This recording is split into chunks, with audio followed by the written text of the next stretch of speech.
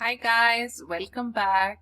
So this is part 2 to grade 6 CBSE chapter 3 and the name of the chapter is The Shepherd's Treasure. So now we learnt in the last class that the king met the shepherd and the shepherd recognized the king who had disguised his identity. And soon the shepherd was appointed as the governor of a province, and he did become very popular among a larger set of audience. So let's see what happens next. Now the governors of other provinces, which means the governors of other states, grew terribly jealous of him and began to talk to the king against him. They said, he is very dishonest and keeps for himself part of the money that he collects as tax from the people. Why did he always carry with him, they added, an iron chest? So that's iron chest. It's something to store, Perhaps he carried in it the treasure that he had secretly collected. After all, they said mockingly, making fun of. He is an ordinary shepherd and could behave no better. So now, as he gained popularity, he became popular as he was a good and a wise governor. The other people, the other officers, the other governors of those states, they started to feel very jealous of him. They developed jealousy for him. So they started speaking against him. They started to poison the king against this shepherd who was appointed as the governor. They started to call him dishonest. They blamed him for keeping part of the tax money that he collected from the people. And they even posed questions over his iron chest, that why does he always keep that iron chest, that storage box with him? And then they answered by themselves that he kept it because it had all the treasures, all the valuable that he collected so far. Secretly he'd been doing that. And then they would all make fun of him, calling him a common shepherd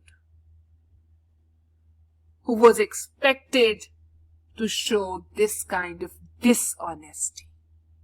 I mean, what else can you expect from a shepherd? He'll be dishonest. He's never seen money, so much of money. At first, the king did not pay attention to these reports. But how long could he ignore these governors and their endless stories about the shepherd? One thing was certain.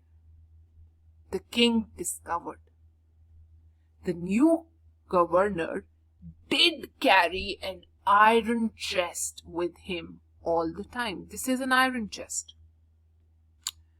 So, discovered means he found, he realized. So initially the king paid no attention to such words, to all those comments. But after a certain time, when they didn't come to an end, he had to listen to the people.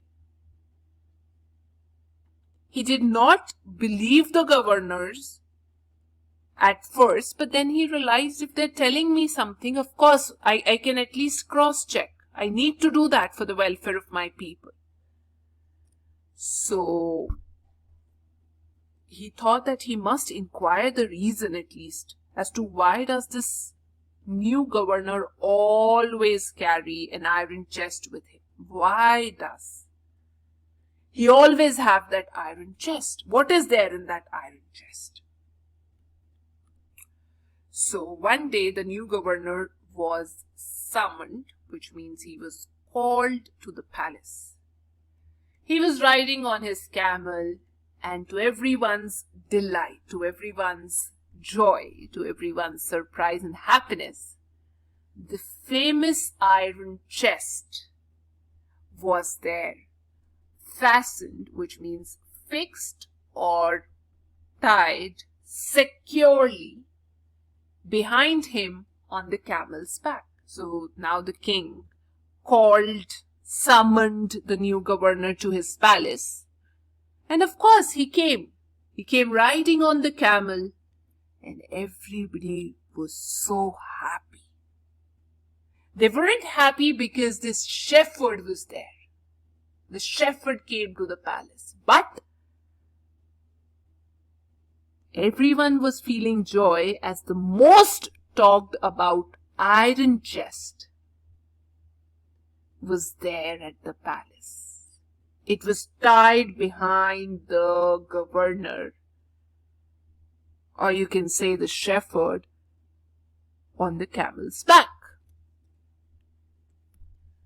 Now the king was angry.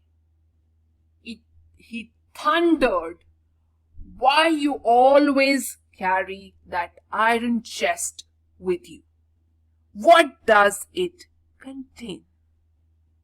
So once he saw that iron chest, so definitely he made a lot of noise. He shouted, and he questioned his integrity, his honesty. He shouted in anger, right? Or you can say he shouted, and asked him the reason for carrying that iron chest with him. The governor smiled. He asked his servant to bring in the chest, to bring in that box, iron chest, his box. How eagerly the people standing around awaited for the shepherd to be found out. But how great was their astonishment, and even of the king himself, when the chest, the box, was opened. No gold or silver or jewels, but an old blanket was all that came out.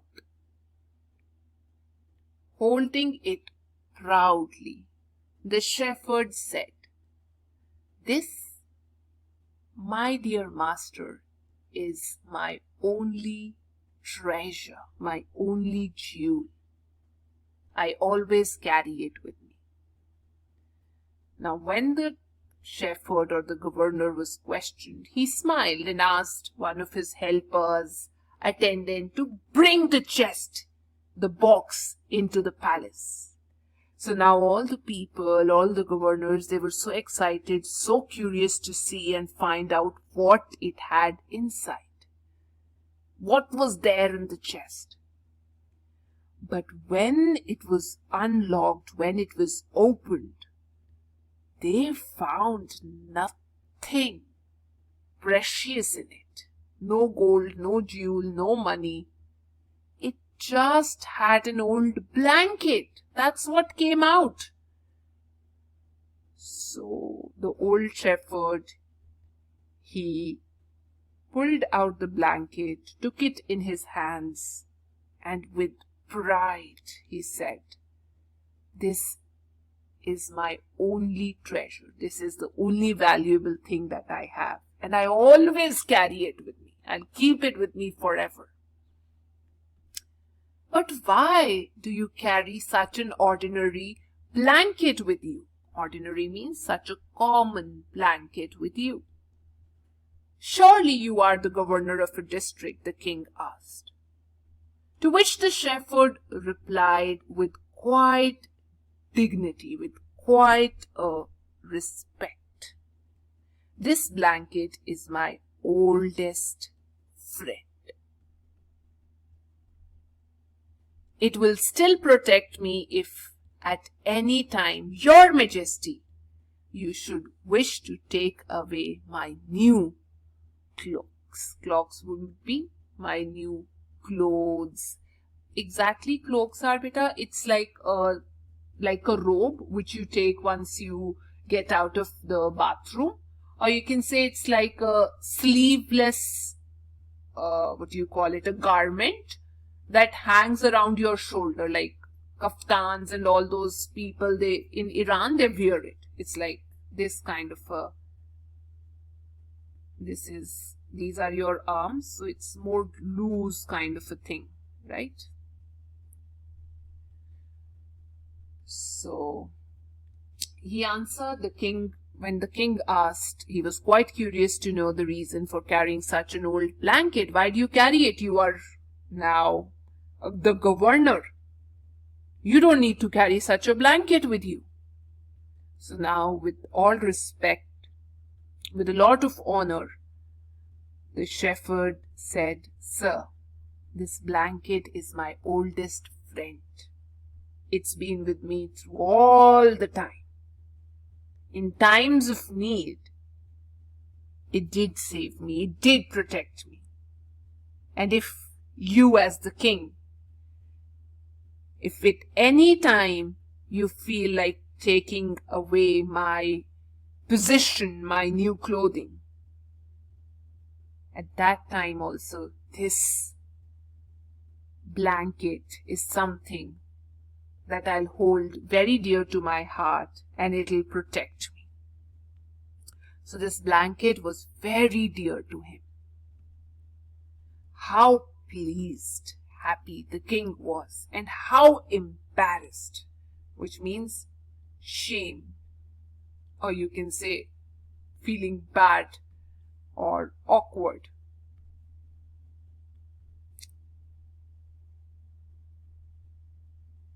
How embarrassed the jealous governors became to hear the wise man's reply. Now they knew that the shepherd was indeed the humblest means not rowdy, and the wisest man in the land. The king made him the governor of a much bigger district that very day.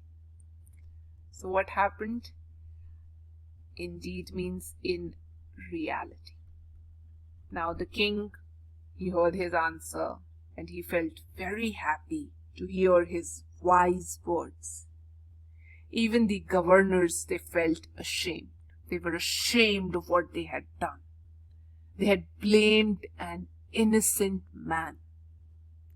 Now it was pretty clear to everyone that the shepherd was the most popular and wise man on this land, and they were clear about the reason.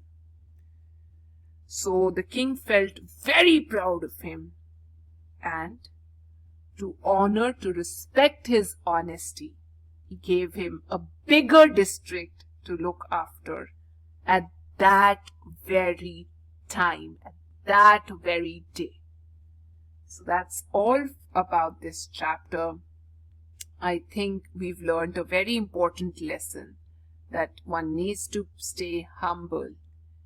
Even if you rise above and beyond your limits, I think it's very important to stay grounded and not forget basic values. So thank you very much. In case you liked the session, please let me know.